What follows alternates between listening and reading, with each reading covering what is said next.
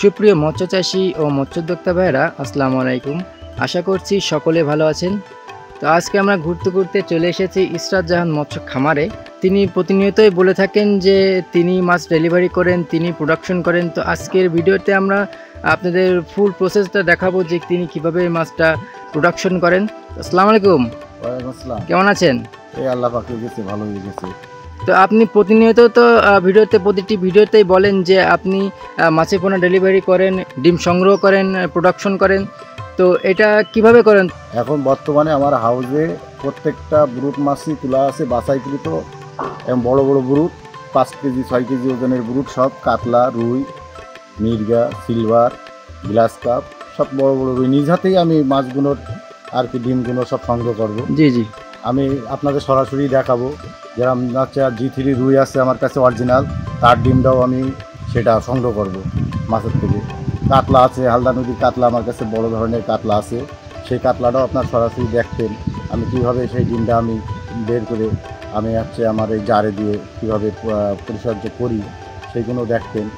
আর সাথে মির্গে আছে, বড় মির্গে, বড় হাইব্রিড জাতের মির্গে, সেই মির্গের ডিমও আমি নিজে হাতে সব কিছু নিজে হাতেই পরিচর্যা করি আর নিজে হাতেই এই প্রোডাকশনগুলো আমি নিজে হাতেই করি।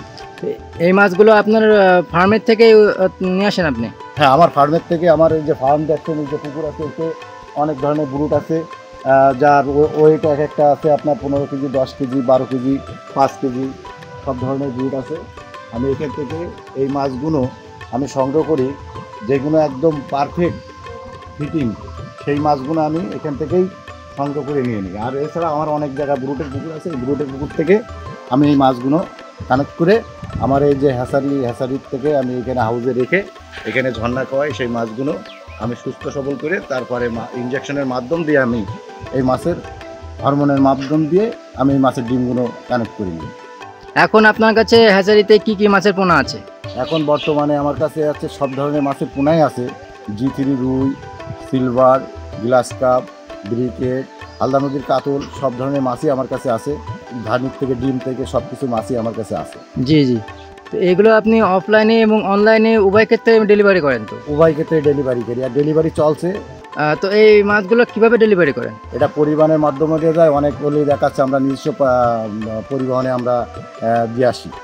তো মাছ চাষের তো প্রথম পদক্ষেপ হচ্ছে পুকুর প্রস্তুতি। তো এই মাছগুলোর জন্য পুকুর কিভাবে প্রস্তুত করতে হবে? এই মাছগুলোর জন্য দেখা যাচ্ছে যদি রেণু কেউ নেয়, এই রেণু নিতে গেলে পুকুর আগে সম্পূর্ণভাবে রাক্ষসী মাছ নির্ধারণ করতে হবে এবং সম্পূর্ণ পানি বিষাক্ত মুক্ত করতে হবে এবং সমস্তভাবে ভাইরাস মুক্ত পানি করে সার খোল প্রয়োগ করে সঠিক মাত্রায় সার খোল চুন এগুলো প্রয়োগ করে এই রেণু দিয়ে দিলেই আল্লাহর রহমতে ভালো নার্সারির যোগ্য আছে চারা হবে। কোনো মৎস্য চাষী ভাই যদি নিজে এসে দেখে শুনে মাছ ক্রয় করতে চায় তাহলে কি করবে? তারা এসে যদি নিতে চায় দেখে শুনে, তাহলে তো আলহামদুলিল্লাহ আরও ভালো হয়। জি জি, যে তারা নিজে থেকে এসে দেখে তারা ভালো মাছটা নিয়ে যাক, এটাই আমার আশা, যে তারাও চাষিরা লাভবান হোক এবং চাষিরা উপকৃত হোক, তারা নিজে চোখে দেখে যাক এবং আমার এই পরিবেশটাও দেখে যাক। তো নিজে এসে যদি মাছ নিতে চায় তো সেই ক্ষেত্রে কি কি সুবিধা দিবেন তাদের? সেই ক্ষেত্রে থাকা খাওয়া সব ব্যবস্থায় আছে, আমাদের থাকা খাওয়ার জন্য সব ব্যবস্থা আছে। তারা আসবে, তাদের জন্য থাকার ব্যবস্থা আছে।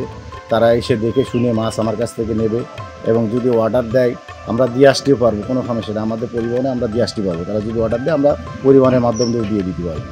তো অসংখ্য ধন্যবাদ আপনাকে আমাদের সময় দেওয়ার জন্য। তো আপনি এভাবেই মাছের পোনা সংগ্রহ করুন, ডেলিভারি করুন, আপনার জন্য শুভকামনা রইল।